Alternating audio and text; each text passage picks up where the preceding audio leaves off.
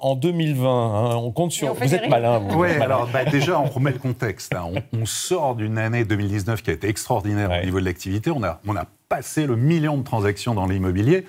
Alors cette année, on devrait avoir les mêmes fondamentaux. C'est-à-dire qu'il y a toujours de forts besoins en logement.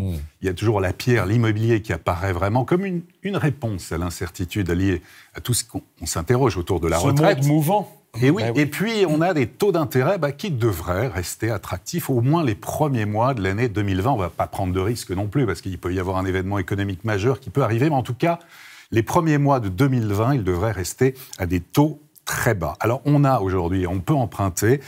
À taux fixe, en moyenne, on est à 1,13%. C'est toute durée confondue, donc c'est très très bas. On est à 0,85% sur 15 ans, 1,05% sur 20 ans et 1,30% sur 25 ans. Alors, si vous avez des revenus réguliers, vous pouvez encore avoir mieux. Hein. Il faut savoir que les banques, évidemment, prêtent à des conditions très intéressantes. Il faut savoir, pour avoir ça en tête, que l'an dernier, la moitié des emprunts ont été faits quasiment à moins de 1%. Alors, bon... Ça incite évidemment, si on n'a pas l'argent cash pour acheter la maison ou l'appartement, on passe par la case des banques. Alors les banques, ce qu'il faut savoir, c'est que cette année, on va surveiller les conditions d'octroi des crédits immobiliers vont commencer à se durcir un peu. Attention, donc soyez extrêmement vigilants. Tout d'abord, il faut savoir que la Banque de France, les autorités financières ont dit, attention, peut-être que l'an dernier, on a distribué trop de crédits immobiliers, attention, la pédale. La pédale, ça veut dire quoi? Elle recommande aux banques d'éviter de prêter au-delà de 25 ans. Ah oui, d'accord. Moyenne, ça, c'est le cut. Ouais. En moyenne, on emprunte sur 19-20 ans. En gros, c'est 19-20 ans. Il y a quand même pas mal de prêts sur 25 ans. Et là, les autorités financières disent attention aux prêts au-delà de 25 ans. Il peut y avoir danger. Après, si les gens ne peuvent pas rembourser, on ne sait jamais ce qui peut se produire. Alors qu'on est plutôt raisonnable en France là-dessus au niveau des crédits. Et puis de faire attention à tout ce qui est apport personnel. On parle aussi de 33% des revenus, qu'il ne faut pas que la mensualité dépasse les 33%. Donc les autorités financières, elles disent attention. Alors c'est une recommandation, ça ne veut pas dire que c'est... Ça va être suivi des faits. Voilà.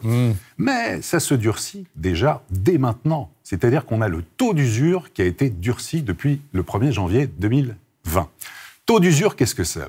C'est le taux d'intérêt, c'est le taux de l'assurance, c'est le dossier, c'est les frais de garantie. En fait, c'est tout ça. C'est la totale. Et la totale, en fait, ça commence à être de plus en plus difficile. Et donc, maintenant, c'est 2,61%. Ça ne doit pas dépasser sur 20 ans. C'est-à-dire que vous mettez tout bout à bout. Merci, si vous dépassez, la banque vous dit « je n'ai pas le droit officiellement de vous prêter ». Donc, il faut être extrêmement vigilant. Alors, bon, on va rester positif. Il y a des règles quand même pour en tant qu'acheteur. Évidemment, alors, les règles, évidemment. À connaître, en tout cas. Anticiper, c'est la base. Calculez au plus près votre budget. Faites le tour des aides. Prêts à taux zéro, si c'est la première fois que vous allez acheter dans l'immobilier. Prêts à taux zéro locaux, régionaux, départementaux. On en avait parlé ici même. Essayez d'avoir un peu d'apport personnel. 10% de la somme de la maison ou de l'appartement, c'est bien. 6 mois avant, si vous avez des découverts et autres crédits en cours, essayez de les limiter. Autre conseil important, faites jouer la concurrence.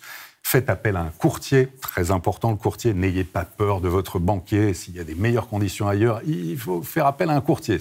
C'est gagnant-gagnant, il doit vous faire réaliser des économies. Et puis étudiez bien les offres qui vous sont faites, vous pouvez aussi économiser en prenant une bonne assurance emprunteur.